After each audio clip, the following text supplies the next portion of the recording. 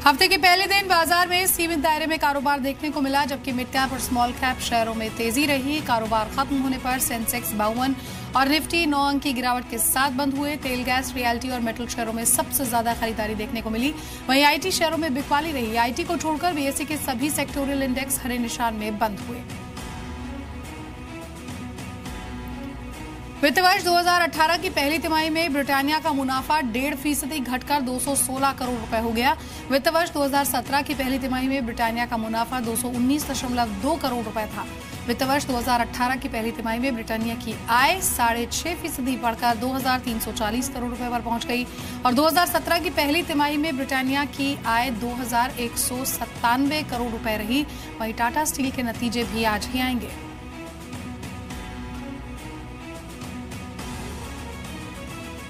Loan default पर सेबी ने सख्ती दिखाई है। मार्केट रेगुलेटर सेबी ने डिफॉल्ट की जानकारी एक दिन के अंदर एक्सचेंज को देना जरूरी कर दिया। साथ ही सेबी ने इंटरेस्ट और नॉन कन्वर्टेबल कर्ज के डिफॉल्ट पर भी नए नियम लागू किए हैं।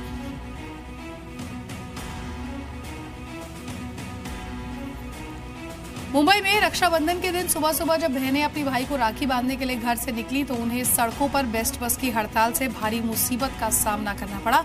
आज से बेस्ट के 36,000 कर्मचारियों के बेमियादी हड़ताल पर जाने से मुंबई की रफ्तार पर ब्रेक लग गया। रविवार रात से शुरू हुई इस हड़ताल की वजह से सड़कों से 3,000 से ज्यादा बसें गायब हैं। हालांकि सरकार हड़ताल खत्म कराने की कोशिश जरूर कर रही है, लेकिन अब तक उसे कामयाबी नहीं मिली है। स्टील कंपनियों से खराब रिस्पांस के बाद सरकार ने कोल माइन नीलामी का 5वां राउंड कैंसिल कर दिया।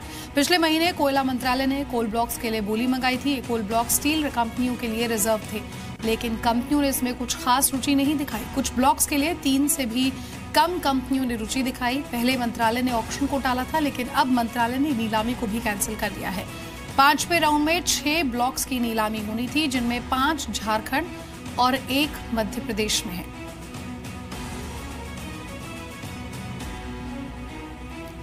टेक्नोलॉजी की दुनिया की दिग्गज कंपनी एप्पल अपने स्मार्ट वॉच को और भी स्मार्ट बनाने की तैयारी कर रही है।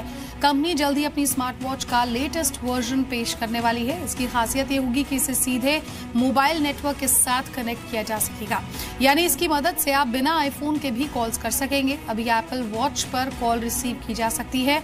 हालांकि मौजूदा एप्पल वॉच पूरी तरह से आईफोन पर निर्भर है। आईफोन से मौजूदा एप्पल वॉच का वायरलेसली सिंक रहना जरूरी है, लेकिन नई एप्पल वॉच काफी हद तक इंडिपेंडेंट गैजेट होगा। जानकारी के मुताबिक इस वॉच को कंपनी अगले महीने होने वाले आईफोन इवेंट में लॉन्च कर सकती है। नीति आयोग के नवनियुक्त वाइस चेयरमैन राजीव कुमार आज नीति आयोग के सीईओ अमिताभ कांत से मिलेंगे। सूत्रों के मुताबिक इसके बाद राजीव कुमार नीति आयोग के बाकी सदस्य और अधिकारियों से भी मिलेंगे। सूत्रों का कहना है कि इस मुलाकात के दौरान मौजूदा हालातों के मुताबिक नीतियां बनाने और नीति आयोग के कार्यशैली से जुड़े मुद्दों पर चर्चा हो सकती है। हम आपको बता दें कि राजीव कुमार 1 सितंबर को नीति आयोग के वाइस चेयरमैन का पदभार संभालेंगे। अरविंद पनगड़िया के इस्तीफा देने के बाद राजीव कुमार को नीति आयोग का वाइस चेयरमैन नियुक्त किया गया है। जीएसटी में सिगरेट के बाद अब सरकार एक और गलती सुधारने की तैयारी में है। स्पोर्ट्स यूटिलिटी व्हीकल्स यानी कि एसयूवी और लग्जरी कारों पर सरकार सेस को 15% से बढ़ाकर 25% करेगी।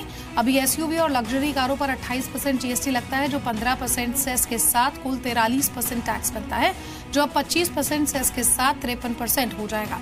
दरअसल तमिलनाडु समेत कई राज्यों ने सरकार से हाई एंड गाड़ियों पर सेस बढ़ाने की सिफारिश की थी। राज्यों का तर्क था कि जीएसटी आने के बाद बीएमडब्ल्यू, ऑडी जैसी लग्जरी गाड़ियों पर टैक्स कम हो गया है और ये सस्ती हो गई हैं, जिसमें सुधार की तुरंत जरूरत है।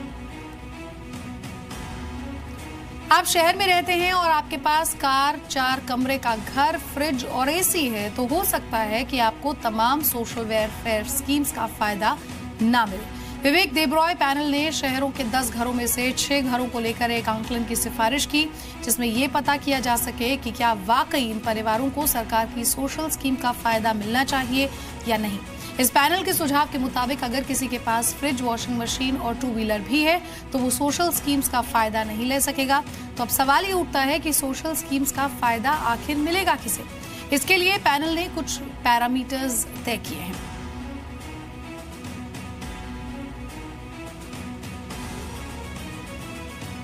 पीएसीएल चिटफंड मामले में कुछ और नई प्रॉपर्टीज का पता चला है। पर्ल ग्रुप की नई प्रॉपर्टी की लिस्ट को जन लोकपाल प्रतिष्ठान नाम के एनजीओ ने सुप्रीम कोर्ट को सौंपा। जी बिजनेस के पास पीएसीएल ग्रुप की नई प्रॉपर्टी की लिस्ट है।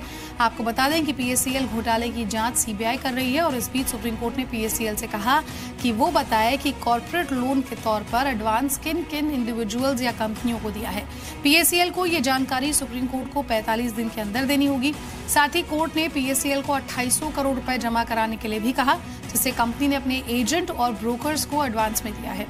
पर्ल ग्रुप पर 6.5 करोड़ निवेशकों के करीब 50,000 करोड़ रुपए हड़पने का आरोप है।